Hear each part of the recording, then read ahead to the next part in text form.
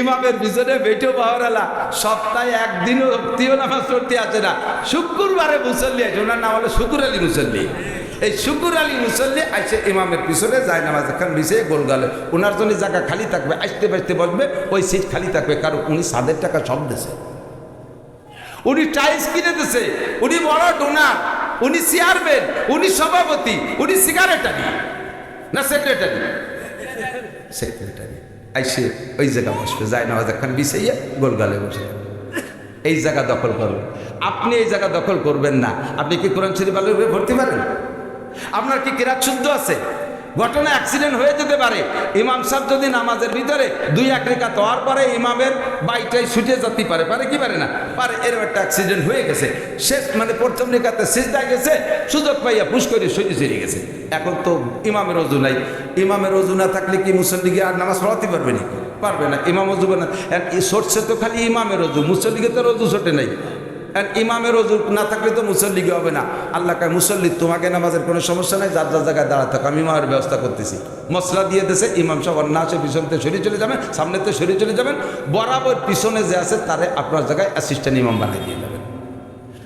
আপনি মুসল্লি, মুতাল্লি, সভাপতি, সেক্রেটারি, দুমসাক মধ্য, চেয়ারম্যান, আঞ্চলিক মাতুব্বা, বকলমে বুথা, ভিতরে জাল খেয়ে দিলে আলিফ বেরোয় না, পোলো সাবালি একটা বা বেরোয় না, কোরআন শরীফের কিচ্ছু জানেন না, আপনি পদমর্যাদা দখল করিয়া ওই জায়গায় এসে দাঁড়ায় রয়েছেন। এখন যদি ইমাম সাহেব আপনার হাত ধরে ইমামের জায়গায় দাঁড়াই দিয়ে উনি সরিয়ে চলে যায়, আপনি কি করবেন বন্ধু?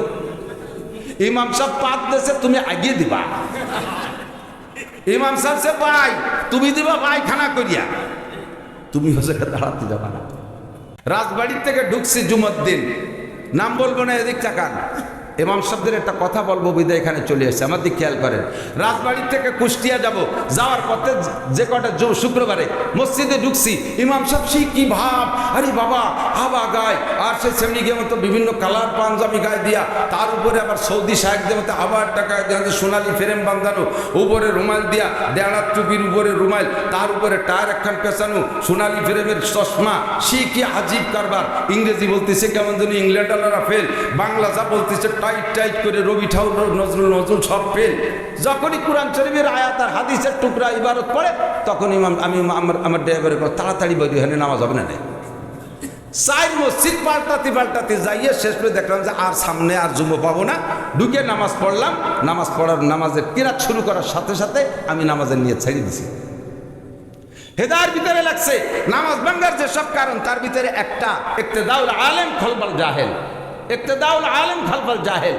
যোগ্য আলেম যদি, যার কিরাত শুদ্ধ, সে যদি অশুদ্ধ কিরাত আলার পিছনে নামাজে দাঁড়ায়, অশুদ্ধ আলার নামাজ তো এমনি হচ্ছে না, তারপরও যা যে কায়দায় সে ভর্তিছে না পারার কারণে ভর্তিছে, ওর পিছনে যদি একজন যোগ্য হাফেজ, যোগ্য শুদ্ধ কিরাতওয়ালা ইক্তেদা করে, সাথে সাথে ওই লোকটার নামাজ ভেঙে যায়, ওর নামাজ ভেঙে যায়। তো ইমাম সাহেব যে কায়দার, মুসল্লিও সেই কায়দায়, ওরা জাফারি করি খাচ্ছে, খাদ্য সেটা আল্লাহর কাছে বুঝে বেড়াবে। আমি ইক্তেদা করার সাথে সাথে ইমামের নামাজ বাতিল, পুরো মসজিদের বাতিল হয়ে যাবে। আমার গোপালগঞ্জের ডিসি সাহেব তো একেবারে একজন মূর্খ মানুষ, ঠিক না? বাংলাদেশের যেই ক্লাসটা পড়লে সরকার উপযুক্ত চাকরি দিতে বাধ্য, তার নাম হলো বিসিএস ছাড়া তো ডিসি হতে পারে না। এবং বাংলাদেশের 64টি ডিসির ভিতরে আমার আরগুলো সব ডিসিকে তো চিনি না, যতগুলো ডিসি আমি দেখছি, কমপক্ষে গোপালগঞ্জ যাদের দেখছি আমার হিনে হায়াতে, এরকম ডিসি আমরা গোপালগঞ্জের জীবনে পাইনি। আপনাদের যশোরের সন্তান আমার ডিসি সাহেবের একটা প্যান্টও টাকনু ছোঁয়া নাই, টাকনুর থেকে 4 আঙ্গুল উপরে। এত বড় একজন ডিস্ট্রিক্ট ইনচার্জ, বর্তমানে গোপালগঞ্জে ছিল এমপি সিট 3টা, 3জন এমপি তো গায়েব হয়ে গেছে, 3 এমপি ডিউটি পালন করতেছে, তাহলে 3 এমপি সমপরিমাণ ক্ষমতার অধিকারী ডিসি সাহেব, ডিস্ট্রিক্ট ইনচার্জ ডিসি সাহেব, ডিস্ট্রিক্ট কমিশনার ডিসি সাহেব, 5 জন উপজেলা চেয়ারম্যানের পরিবর্তে কাজ করতেছে ডিসি সাহেব। এত বড় ক্ষমতাধর, এত বড় শিক্ষিত মানুষ, সে যদি টাকনুর উপরে প্যান্ট পরতে পারে, তুমি পাইলাই লেখাপড়া জানো যে তোমার টাকনুর নিচে যাইয়া সে প্যান্ট স্যান্ডেলে না দিতে পারে, চলে গেছে। উনি পাঠ কমপ্লিট করেন সুন্নত আইসে গেছে যেহেতু কয়ে যাই আমার আসলে কি বলবো খুতবো পড়ি একটা ওয়াজ হয়ে যায় আর একটা শেষে একদল কয় যায় কওমি মাদ্রাসার হুজুরকে স্বভাবই ওই যা পড়ে ওটা সৌজন্যমূলক পড়ে আর ওয়াজ করে এদিক সেদিক দিয়ে। মূলত বিষয় হলো ওয়াজ আমার ইচ্ছে মতো সাজাই গুছাই আসি না, ল্যাপটপ দিয়ে খাতা ধরে করি না। এখানে বসার পরে আল্লাহ আমারে আপনাদের প্রয়োজনে যা শিখাই দেয় তাই আমি বলি, তাতে যেদিক যায় যাইব। শেষমেশ আয়াত যা পড়ছি তার তর্জমা একটু কয়ে দিয়ে যাবে, নাহলে ওই বদনামের থেকে তো এড়াই থাকতে হবে। এদিক খেয়াল করেন। তো জুমার দিনের সুন্নাত আগামীকাল এক বস্তা নেকি নিয়ে শুক্রবারে জুমার দিন মসজিদের থেকে বাড়ি যাবেন। রাজি আছেন তো ইনশাআল্লাহ? রাজি আছেন তো ইনশাআল্লাহ? আল্লাহ তাআলা সবাইকে তৌফিক দান করে বলেন আমিন। কোথা থেকে আসছি সে জায়গায় চলে যেতে হবে ইনশাআল্লাহ আলোচনা করতে করতে। তাহলে 2 নম্বর সুন্নত হলো মুসলিম ইউনিফর্ম, ঠিক আছে তো? পোশাকটা সুন্নতি পরবেন। টুপি কেন পরবেন না? কেন পরবেন না? টুপিটা অবশ্যই পরবেন। মুরব্বী লম্বা প্যান্টটা বানাইছে টাকনুর নিচে 1 বিঘে, মনে আছে এই মুরব্বীর কথা ক্ষতি চেয়েছে সর্বনার পিসাবুজুরি আওলা হুজুর বলেন। তারপরে এই মুরব্বী বুড়োকালে অত বড় প্যান্ট পরে এই দেখে একজন আলেম ইমাম সাহেব বলছে, কাকা এত বড় প্যান্ট পরতে হয় না, প্যান্ট আপনার প্যান্ট এদিকে সেদিকে মাপিয়ে দিয়ে কটুক বড় হয়েছে। হুজুর এই বাইর দিয়ে মাপিয়ে দেওয়া যায় 1 বিঘে কাটলি হয়। তো চাচা এবার বাড়ি যাইয়া বউরে কইছে, এই প্যান্ট এটা বড় হয়ে গেছে বলে নামাজ হয় না। হুজুর কইছে 1 বিঘে কাটতে, তুমি একটু কাটিয়ে দিও। তো বুড়ো মানুষ উনি কি দিয়ে কাটবে? তা কাটতে আর সুযোগ পাই নেই বা মনেও নেই। ফিরের দিন ভরিয়ে যাচ্ছে সেই ব্যাংক সেইটুক রাগে চালায় ফটফট করে খুলে এবার বিটার বউরে কইছে, এমন না তুই একটু কাটিয়ে দিস দিয়ে 1 বিঘে। বিটার পরে 100 বাচ্চা হয়েছে, 2 দিয়ে তাই নিয়ে নাড়াচাড়া তুই শ্বশুরি প্যান্ট কাটতে সময় পাইনি। ফিরে ভরিয়ে যাচ্ছে তাও ওইরকম লম্বা। এরপরে মাইয়েরে কইছে, আমা তুই একটু কাটিয়ে দিস দিয়ে 1 বিঘে। মাইও কলেজের লেখাপড়ার ব্যস্ততা ঠেলাইছে, বাপের প্যান্ট কাটতে মনে নাই। পরের দিন ফিরে দিয়ে আবার লম্বা। এইবার আগুন হয়ে গেছে, সবগুলো বাড়িতে বেরোবি, একটা প্যান্ট কাটতে এত সময় লাগে। 3 মানুষে বললাম প্যান্ট কাটলি না, একটা আমি বাড়ি রাখবো না। যখন জারি মারছে বয়তে বুড়ি যাইয়ে জুত করে নিয়ে প্যান্টে বঠি দিয়ে 1 বিঘে কাটিয়ে সেই জায়গা ঝুলে দিয়েছে। বিটার বউ কয় যে আব্বা যদি আজ দেয় যে প্যান্ট কাটি নেই তাহলে আর আমার এ বাড়ি থাকতে দেবে না। সে নিয়ে আর 1 বিঘে মেপে কাটছে। কাটার পরে মাইয়ে কয় যে আব্বা আমার কলেজে পড়াইছে প্যান্ট না কাটি, ও যে আর 1 বিঘে কাটছে। প্রত্যেকে 1 বিঘে করে কাটছে। এবার প্যান্ট বাপে পরের দিন এসে সেই যাতে প্যান্ট পরিয়ে দেয় তা জাঙ্গিয়ে গেছে। 1 প্যান্টেতে 1.5 হাত কাটলে কে থাকবে? তোমার আমার ইসলাম রে বিঘেত পেনি কাটতে তালে রইছো, টুবির 1 বিঘেত কেটে ফেলাইছো, প্যান্টের ওখানতে খানিক নষ্ট করে ফেলাইছো, জামার 1 বিঘেত কেটে ফেলাইছো, এরপরে গেঞ্জিতে খানিক কেটে ফেলাইছো, পাগড়িরে আরো কেটে ফেলাইছো। সব জায়গা কাটতে কাটতে কাটতে কাটতে লাস্টে তোমার আমার কাছে ইসলাম এখন জাঙ্গি হয়ে গেছে। যা যতটুক আছে মা তাকুর রাসূল ফাকুযুহু ওয়া মা নাহাকুম আনহু ফান্তাহু। আমার নবী বলেন, আমার আল্লাহ বলেন, আমার নবী ইসলামের যে মাপকাঠি দিয়েছে ওই মাপকাঠি মেনে চলবে। যদি মসজিদের ইমাম সাহেব, নো ডাউট, এদিক তাকান খেয়াল করেন, মসজিদের ইমাম সাহেব মুসল্লিদের কথা বাদ দিলাম, কোন মসজিদের ইমাম যদি 1 মুঠ লম্বা হওয়ার আগে দাড়িয়ে কাইটে সাইটে খাটো করে রাখে, আহসানুল ফতোয়া মুফতিয়ারে কিরামের কাছে শুনে থাকেন, আহসানুল ফতোয়া বাবুল ইমামতের ভিতরে আসছে ওই এবং সে থেকে অনেক বড় বড় ফতোয়ার হাওলা দিয়া ইমাম যদি 1 মুঠের আগে দাড়ি কাইটে খাটো করে ওই ইমামের পিছনে নামাজ পড়া মাকরুহে তাহরিমি। মুয়াজ্জিন যদি 1 মুঠের আগে দাড়ি কাইটে সেটা খাটো করে নিয়মতান্ত্রিক মুয়াজ্জিন, তাহলে ওই মুয়াজ্জিনের আযান দেয়া মাকরুহে তাহরিমি, প্রয়োজন নামাজ দোহরাইতে হবে। ইমাম সাহেব যদি দাড়িতে কালো খেজাব লাগায়, আহসানুল ফতোয়ার ভিতরে লেখছে যেটা, আমি সেইটা ফতোয়া শুনেছি, ইমাম যদি দাড়িতে কালো কলম লাগায়, চুল দাড়িতে কালো কলম লাগায়, তার পিছনে নামাজ পড়া মাকরুহে তাহরিমি।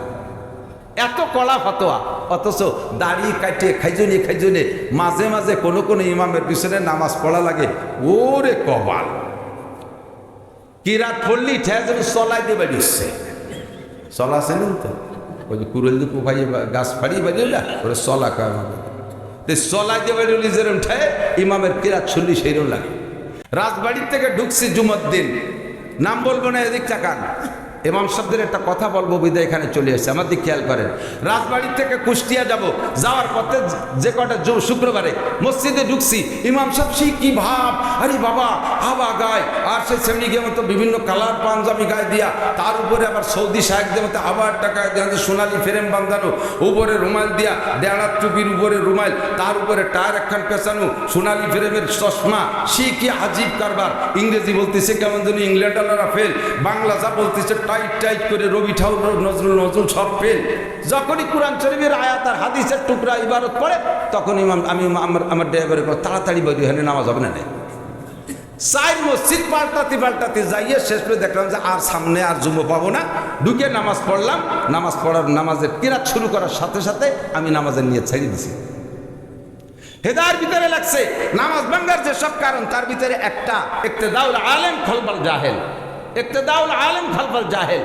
যোগ্য আলেম যদি, যার কিরাত শুদ্ধ, সে যদি অশুদ্ধ কিরাত আলার পিছনে নামাজে দাঁড়ায়, অশুদ্ধ আলার নামাজ তো এমনি হচ্ছে না, তারপরও যার যে কায়দায় সে ভর্তিছে না পারার কারণে ভর্তিছে, ওর পিছনে যদি একজন যোগ্য হাফেজ, যোগ্য শুদ্ধ কিরাতওয়ালা ইক্তেদা করে, সাথে সাথে ওই লোকটার নামাজ ভেঙে যায়, ওর নামাজ ভেঙে যায়। তো ইমাম সাহেব যে কায়দার, মুসল্লিও সেই কায়দায়, ওরা যা পারে করি খাচ্ছে, খাদ্য সেটা আল্লাহর কাছে বুঝিয়ে বেড়াবে।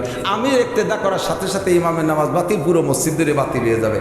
পরে একা একা জোহরের 2 রাকাত পড়ে বেরিয়ে আসলাম, অথচ ভাবের অভাব নাই।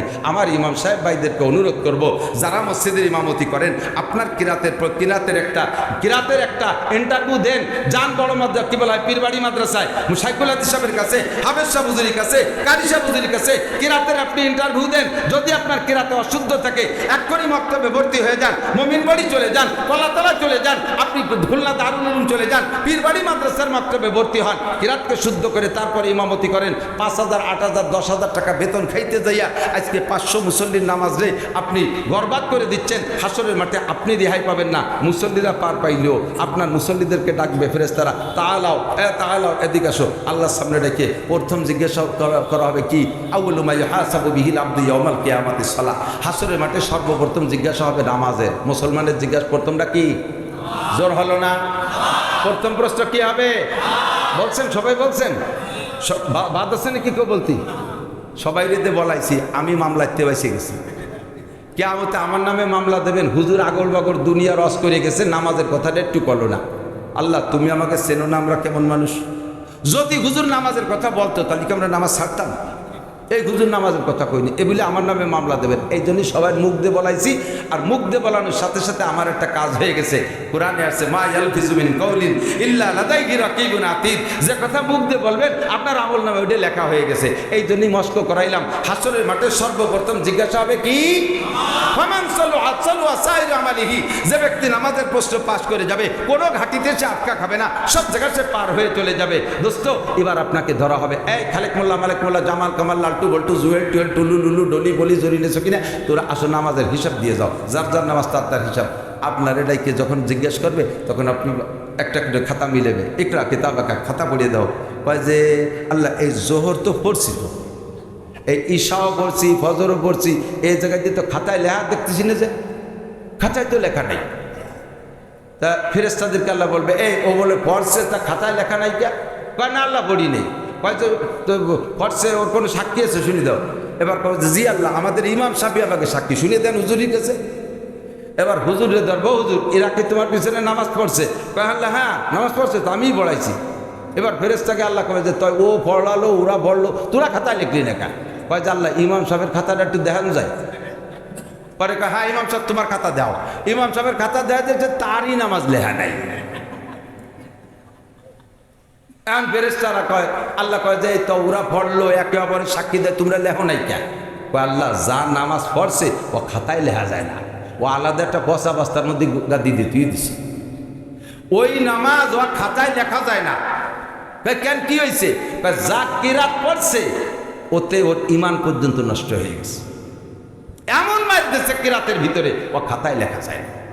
এখন মুসল্লিরা আন্দোলন শুরু করে দেবে, মানি না, মানবো না, ওই হুজুরির কাছে টাকা ফেরত দিতে চাই। ওই এতদিন বেতন খাইছে, আমাকে বাড়ি জন্মের খাইছে, এত বড় বড় ডিম সংগ্রহ করে খাইছি, একটা ডিম পাড়তে 2 মুরগি লাগছে, এত বড় বড় ডিম। এরপরে আস্ত কই মাছ, বড় বড় শৈল মাছ খাইছি, আর টাকা দিছি, বাগুন বেচে টাকা দিছি, সিম বেচে টাকা দিছি। এই হুজুরের নামাজে মার দিয়েছে, ওই হুজুরির কাছে নামাজ চাই। পাবলিক মিছিল শুরু করে দেবে। আল্লাহ পাক বলবে পাবলিক ঠেকাও, পাবলিক ঠেকাও। কী দিয়ে ঠেকাবো? ওই যে ইমাম সাহেবের কোনো ভালো নামাজ আছে নাকি, তাই থাকলেই ওই মুসল্লিকে ভাগ করে দাও, পরে ধরো ইমামরে ধরো। একাকোক্ত নামাজের জন্য যত মুসল্লির নামাজ নষ্ট করেছেন, প্রত্যেক এক একজন মুসল্লির একাকোক্তের নামাজের বিনিময়ে ইমাম সাহেবকে 200 কোটি, আরো 30 কোটি, আরো 40 লক্ষ বছর, 230 কোটি 40 লক্ষ বছর করে অতিরিক্ত জাহান্নামে পোড়া লাগবে একাকোক্তের বিনিময়ে। মহল্লায় যদি 200 মুসল্লি থাকে, একক্তে 200 ওক্ত নামাজ, একক্তে 200 জনের নামাজ দেওয়া লাগবে। 5 ওক্তে 500, 5 দুগুণে 1000 ওক্ত নামাজ। এর বিনিময়ে ইমাম সাহেবকে জেল খেটিয়ে সেই দিন, তারপরে যদি ইমাম থাকে জান্নাতে যাবা। হাজার হাজার লক্ষ লক্ষ কোটি বছর পরে সেই দিন তুমি বুঝবা যে এই ভুল কিরাত দিয়ে ইমামতি করে 5000 টাকা খার মজা কারে পায়। সাবধান, সরিয়ে চলে আসছে অনেক দূর। কষ্ট হচ্ছে নাকি? এ জাতীয় সমস্যা সমাজে আছে না নাই? জন্মের কিরাত গলত। নতুন হুজুর একজন এলাকার একটা ছেলে ভালো হাফেজ হয়ে মৌলানা হয়ে আইসা নামাজে দাঁড়াইছে ইমামের পিছনে। এখন তার কিরাত শুনে কয় স্থানীয় মুরব্বীদের, কাকা এতদিন তো ছোট ছিলাম, বুঝি নেই, কই নেই, হুজুরও আমাকে মক্তবের হুজুর বলতেও কেমন লাগে, হুজুরি পিছনে কিন্তু নামাজ হয় না। এখন এই হুজুরি পিছনে নামাজ হয় না বিদায় হুজুরে পাল্টাতে এই কথাটা হুজুরে কে কবে? বাবা তোকে হয় না, তোরা আর এক জায়গা পড়িয়ে বেড়া গিয়া এত দিন ধরে রয়েছে, আমাকে মুরব্বী ও আমরা খেদাতে পারবো না, উনি মরা পর্যন্ত আমাকে এই আকাম করতেই থাকুক, উনার মরা পর্যন্ত এই আকাম আমাকে নিয়ে করতে থাকুক। তোর ভালো না লাগে তুই ওই যা পীর বাড়ি মাতার সাথে পড়িয়ে গে। এই লজ্জার কোনো দরকার নেই। এই কি বলা হয়, এই জাতীয় সম্মান প্রদর্শনের কোনো দরকার নেই। কিয়ামতের ময়দানে আপনাকে জবাবদেহি করতে হবে নামাজে। আপনি এ জায়গায় স্বজন প্রীতি করে তার সাথে প্রীতি দেখাইয়া এই গলত ইমামকে আপনি স্থায়ী করে রেখেছেন। সে আমাদের লোক, সে আমাদের আপন, সে আমাদের এত কিছু করে রাখছে, এই সে বলার দিন নাই। আপনি এখনই ইমাম চেঞ্জ করেন, আর ইমাম সাহেব তাড়াতাড়ি নিজে চেঞ্জ হওয়ার চেষ্টা করেন। আপনি ওখানে জোর করে থাকার ইচ্ছা করেন না। যা বলতে চাইছি 2 নম্বর হলো কি, ইউনিফর্ম, মুসলিম ইউনিফর্ম। ঠিক আছে তো? পোশাক জুমার দিনের 2 নম্বর সুন্নাত। 1 নম্বরটা কি? গোসল। 2 নম্বরে মুসলিম পোশাক সুন্দর করে পরে যাবেন। 3 নম্বরটা হলো অগদা অবতাকারা, একটু আগে আগে মসজিদে আসবেন। অন্য দিন জোহরের নামাজ পড়তে আসেন, জুমার দিন একটু আগে আসবেন, তাহলে 4 নম্বর সুন্নতটার পর আমল করা সহজ হবে। 4th নম্বর সুন্নত কি? ওয়াদানা মিনাল ইমাম, সাধ্য অনুযায়ী ইমামের কাছাকাছি বসার চেষ্টা করবেন। সাধ্য অনুযায়ী ইমামের কাছাকাছি বসার চেষ্টা। কেন? ইন্না রাহমাতা তানজিলু আলা রুসিল আইম্মা সুম্মাল আকরাবু ফাল আকরাব। আসমান থেকে রহমত সর্বপ্রথম আল্লাহ তাআলা সমস্ত মসজিদের ইমামদের মাথার উপরে পাঠাইয়া দেয়। কন্যা সুবহানাল্লাহ। সুম্মাল আকরাবু ফাল আকরাব, এরপরে ইমামের থেকে পিছনের দিক যাইতে থাকে। যারা যত নিকটে হবে এই রহমত তারা তত বেশি পাবে, আগে পাবে। এই জন্য ইমামের কাছাকাছি বসার চেষ্টা করবেন। ইমামের কাছাকাছি বসতে যাই আবার জন্য একটা মসজিদের মধ্যে জ্ঞানজাম সৃষ্টি করে দিয়েন না।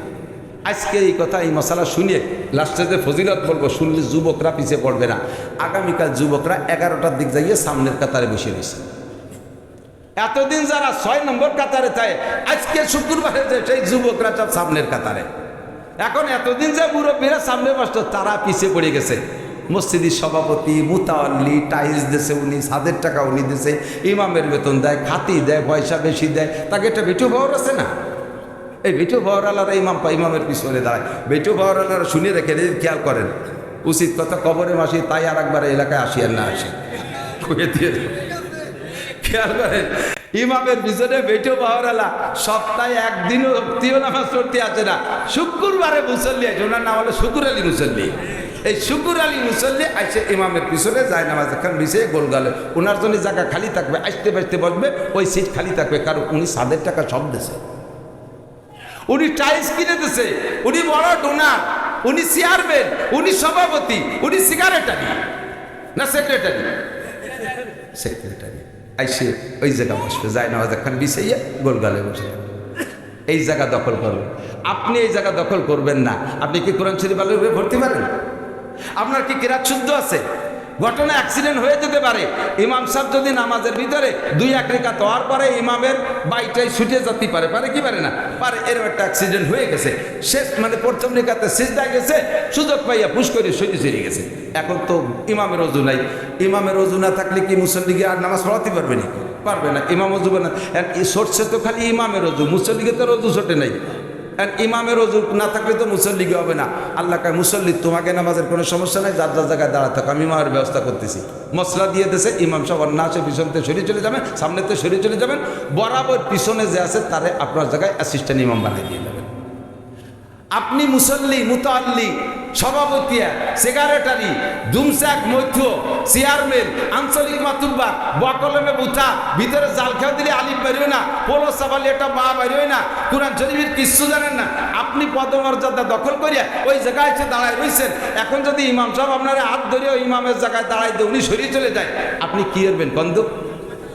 ইমাম সাহেব পাত দেশে তুমি আগিয়ে দিবা, ইমাম সাহেব সে ভাই তুমি দিবা পায়খানা করিয়া, তুমি ও জায়গায় দাঁড়াতে যাবা না।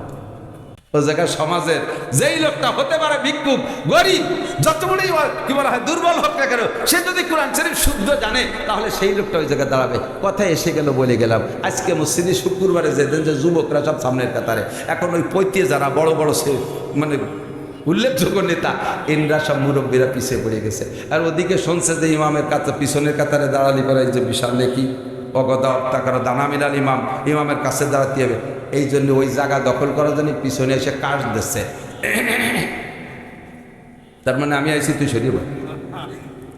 এই সংকেত দিয়ে মুসল্লি সরাইয়া ওই জায়গা দখল করলে ওই ফজিলত পাবা না। কাছাকাছি নাই, সংকেত দিয়া নাই, যাই কয় ছেলে ওঠো, তুমি অন্ত উঠে আসো, আমি ওখানে বসি, একটু ফজিলত নিতে দাও, তাহলে পাবেন না। আপনি এই টাইমে যাবেন যাতে ওই আগের জায়গাটা পান। যে আগের জায়গা পেয়ে গেছে সে পাইছে, এরপরে নিকটে কোনটা, এরপরে নিকটে কোনটা, যেটা নিকটে হবে ওই জায়গা বসবেন। সামনে ফাঁকা রেখে পিছনে অলের সাথে উক্কা খাওয়া লাগে মতো এরকম হাঁটু উঁচড়ে এরকম বাদাইছি তৈরি। বারবার ঘড়ি দেয়, হুজুরের খুতবর বয়ান একটু লম্বা হয়ে যাচ্ছে, বারবার হুজুর টাইম মতো নামাজ পড়লে ভালো হয়।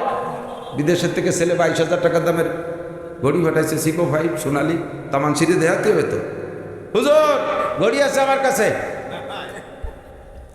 হুজুর একটা উচরে দেখ, আমারও একটা আছে। এক এরকম নতুন ভদ্রলোক লাঠির মাথা, এই যে হাতে হ্যান্ডলাঠি না, লাঠির মাথা ছেলে বিদেশের থেকে বেশি স্বর্ণ পাঠাইছে, তা এখন লাঠি বানাইছে, তা লাঠির মাথা বান্ধাইছে সোনাই দিয়ে। এখন এই লাঠির যে মানে স্বর্ণ দিয়ে বাঁধাইছে ওটা তো মুঠির মধ্যে থাকে, অত আর দেখা যায় না, মুঠির মধ্যে থাকে। আর মাছ কিনতে যাইয়া যাইলে ওই সোনাও দেখাতে হবে, আবার মাছের দামও শুনতে হবে। লাঠিরে গুঁড়োই ওই স্বর্ণওয়ালা টুকো মাছের পর দিয়ে এরকম জুলসের কাছে এতনি এতনি মছলি কেতনি কেতনি কিমত, এই মাছ কয় টাকা দাম, ও আদ্যে দেহা নিত হয়, তুমি লাঠি গুঁড়োই দেখাও কে যাই দিয়ে। আবার ওই লক্ষ্য আছে যে লাঠির মাথায় সোনা দিয়ে বান্ধানো, ওর দাম তো সোনা মাকসাদ নয়, লাঠি সোনা দেওয়ানোর উদ্দেশ্য। জাইলির আবার সামনে দিয়ে সাইড দিয়ে সোনা দিয়ে বান্ধানো, ও বেক্সিমের একটা 20 রুপিয়া, তোর তো ওই জায়গা শোনা, আমার দাঁতেও শোনা। মসজিদে বসে ইমামরা ঘড়ি দেয়, হুজুর হুজুর নামাজের টাইম হলে টাইম নামাজ পড়ে। ইমাম সাহেব আমার কাছেও একটা আছে, আমার দাম 30,000 টাকা। টাইম আমি জানি, টাইম মতো নামাজ পড়াইলে তুমি দুদু এক রেখা ফেল করতে, একটু আজ লম্বা করছি বিদায় তুমি পাইয়ে গেছো। কোনো কথা কও কে? মসজিদে ইন্তজার সালাত লিস সালাত কাস সালাত, নামাজের জন্য অপেক্ষা করে চুপ করে বসে থাকলেও ইন্না তাইনা কুল হুদের 2 রাকাত নামাজ পড়লে যাই নাকি, নামাজের অপেক্ষায় চুপ করে বসে থাকলেও ওই পরিমাণ টাইমে 2 রাকাত নামাজের নেকি আল্লাহ দিতে। এত বিরক্ত ঠেকা, বিরক্ত ঠেকার কারণ আছে, কারণ বিড়ির নিশা এসে গেছে, সহ্য করতে পারতেছে না। জানলার কাছে যে বসে কিরা যেন রাস্তা দিয়ে যাওয়ার সময় দুমোটো ছাড়িয়ে দিয়ে গেছে, তাই নাক দিয়ে টুটাইনি কিছুক্ষণের জন্য একটা ভাব দিয়েছে। ওরা মসজিদের মধ্যে তো ভালো ঠেয়ার কথা না। আয়াতুল কি দেখি করছি তা আল্লাহ জানে।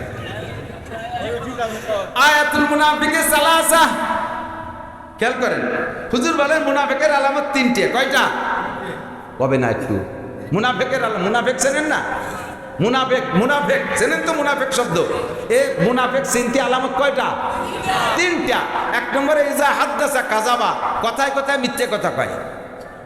এত বড় বাগড়ি, 3 খাতাতে বাগড়ি বান্ধা, এই বিশাল জুব্বর টাকায় তবলিগিতে আইছে, এত বড় দাড়িতে মেহেদি লাগানো, গাড়ির উপরে যায় নামাজ, বগলের দস্তারখান, 500 দানার তসবিহ খটাস খটাস করে মারতে তালে গেছে। আবার কথায় কথায় মিথ্যে কথা কয়। আছে না এরকম ভালো বলো আল্লাহওয়ালা? এটা মুনাফিক। এটা কি? ওয়াইদা তাকাল্লামা ফাজারা, ইজা ইজা ওয়াই ইজা তাকা ইজা ইজা কি বলা হয়? আয়াতুল মুনাফিকের সালাসা, ইজা হাদ্দাসা কাযাবা ওয়া ইজা ওয়াদা আকলাফা, ওয়াদা করে খিলাফ করে। 2 আছে না নাই? ওয়া ইজা তুমিনা খান, মুনাফিকের আলামত, ওর কাছে আমানত রাখলে খেয়ানত করে বসে।